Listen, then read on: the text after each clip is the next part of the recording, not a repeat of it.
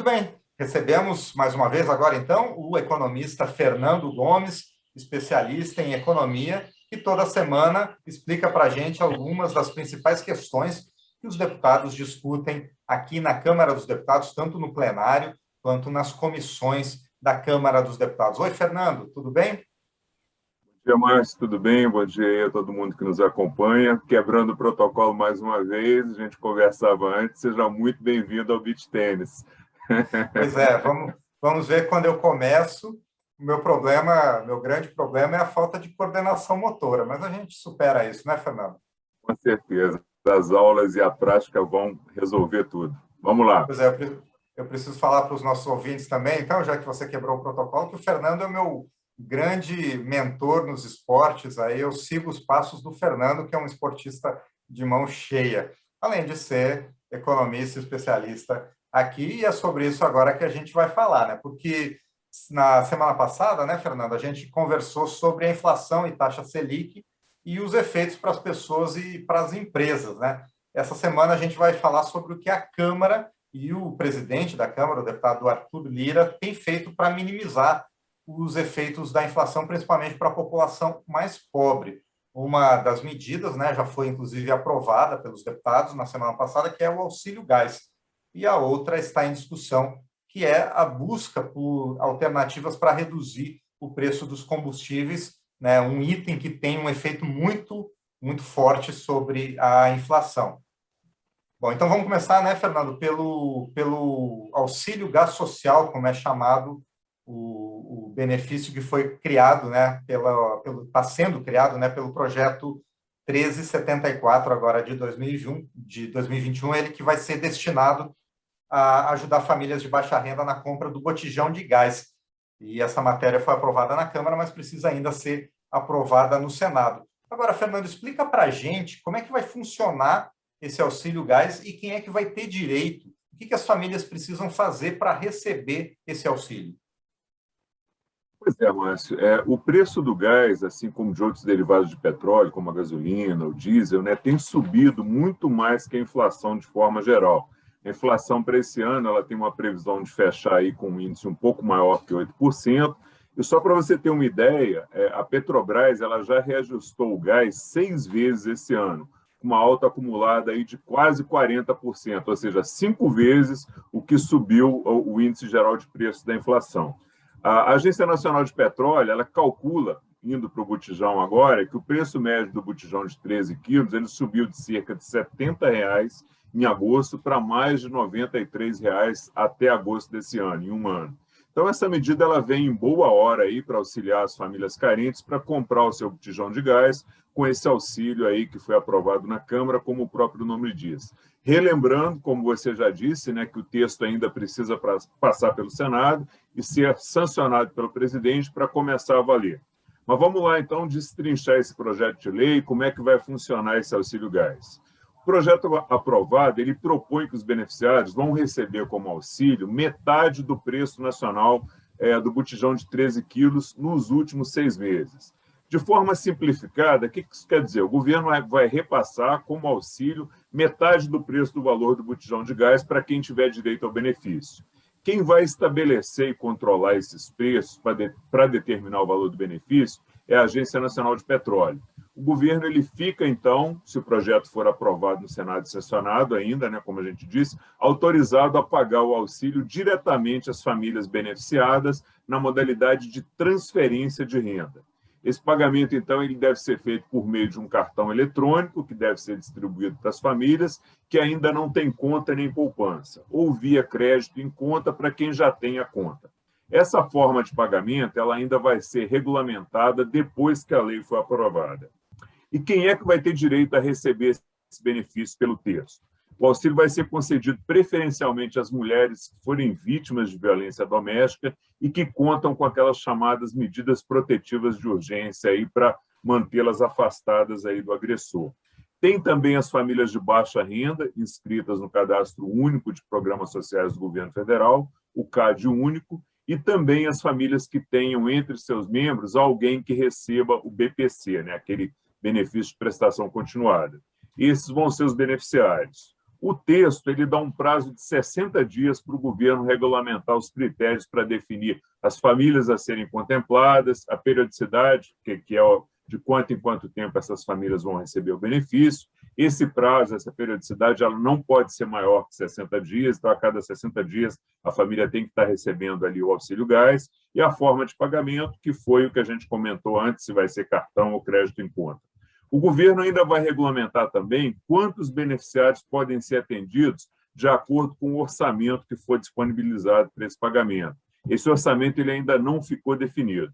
Lembrando, mas que esses 60 dias para o governo regulamentar, eles começam a contar depois que o Senado aprovar e depois que o presidente sancionar o projeto. Que mais? De onde que vai vir o dinheiro para pagar esse benefício do gás? Vão vir de 3 fontes. Uma delas é a CID Combustível, né, Contribuição de Intervenção no Domínio Econômico. Então, aqui você vai aumentar um pouquinho a alíquota da CID sobre os combustíveis, que todos nós pagamos, e a arrecadação que vier desse aumento de alíquota vai ser uma das fontes para permitir o pagamento do auxílio gás.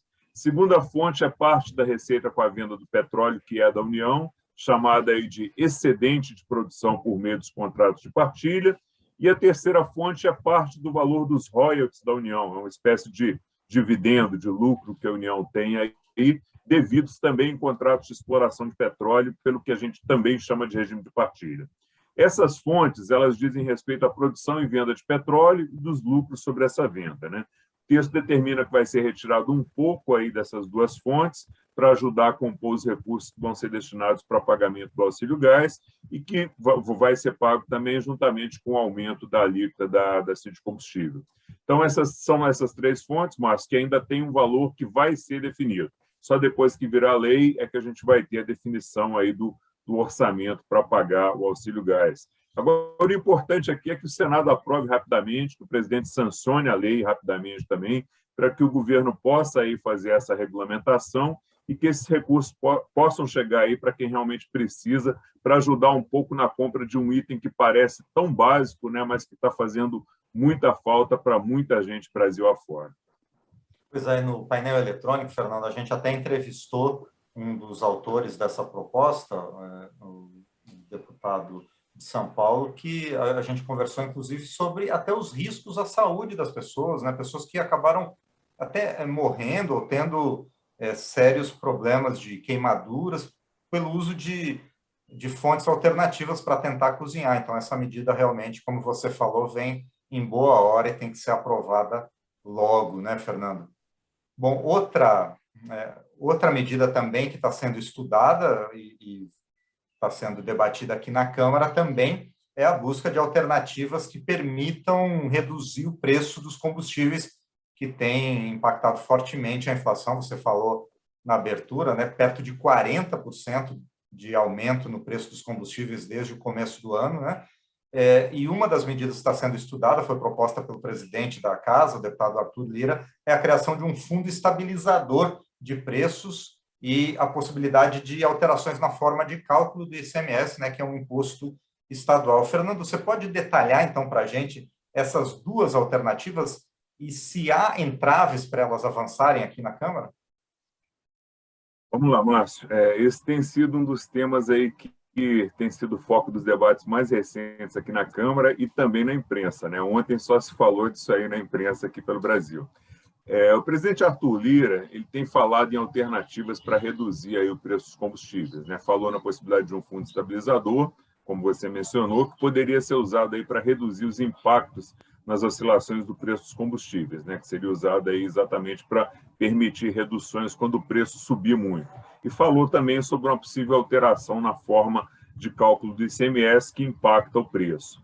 Para que quem nos acompanha aí possa entender melhor essa questão, é bom a gente explicar como é que é formado, como é que se chega no preço final dos combustíveis e quanto é que é pago de imposto sobre esse preço, né? Segundo dados que eu peguei da própria Petrobras, a maior parte do valor que é pago pelo combustível, que é de mais ou menos 33% do preço, vai para a própria empresa. Faz parte da receita operacional da Petrobras quando é vendido combustível. Segundo lugar está o ICMS, né, que dá 27%, um pouco abaixo da rentabilidade da Petrobras, mas também tem um impacto importante sobre o preço do combustível. E não é só isso, Márcio, existem outros fatores externos que não dependem das políticas que são adotadas aqui dentro, mas que também influenciam muito o preço dos combustíveis, como o preço do petróleo do mercado internacional, que subiu 70% nos últimos 12 meses, e a própria desvalorização do real em relação à moeda americana, que também aumenta o custo do combustível aqui dentro, porque grande parte do petróleo que a gente usa para fazer o combustível, ele é importado. O ICMS, o Imposto sobre Circulação de Mercadorias, é um imposto estadual, como você disse também, ele pertence aos estados, e você diminuir essa alíquota seria, no atual momento, diminuir a arrecadação dos estados, que já enfrentam uma situação fiscal complicada desde o início da pandemia. O ICMS, a gente já falou sobre ele aqui, discutindo sobre inflação, ele varia em função do preço dos produtos. Então, altas nos preços dos combustíveis ou de qualquer outro produto ou serviço aumentam a arrecadação dos estados, porque você aumentou o valor do produto, o imposto que incide sobre ele vai aumentar também. E apesar do impacto ruim que esses aumentos no preço dos combustíveis têm na inflação, reduzir a alíquota do ICMS seria reduzir de forma direta a arrecadação dos estados.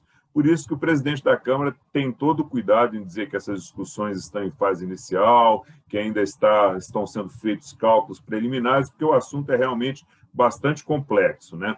Qualquer uma dessas alternativas que a gente comentou, que é a criação de um fundo estabilizador de preços, ou um modelo que mexa no ICMS, que unifica a alíquota para todos os estados, são alternativas bem complexas, têm que ser bem dialogadas, né? Se o caminho for criar um fundo estabilizador, é preciso definir de onde sairia o dinheiro para esse fundo.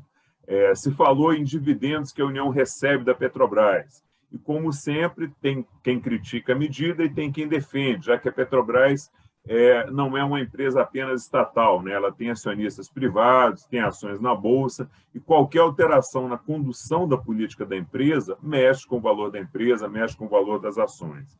Se a alternativa for por alterar a fórmula de cálculo do ICMS, aí vai ter que ter muita conversa com os estados, em especial com aqueles que possam vir a perder a arrecadação.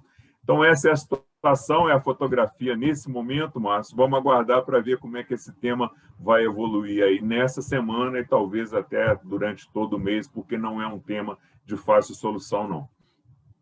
Com certeza, e a gente vai voltar a falar sobre esse tema. Por enquanto, eu agradeço ao Fernando Gomes e a gente se vê, então, na próxima semana. Um grande abraço. Obrigado, Márcio. Um abraço para você, um abraço aí para todo mundo que nos acompanha. Boa semana.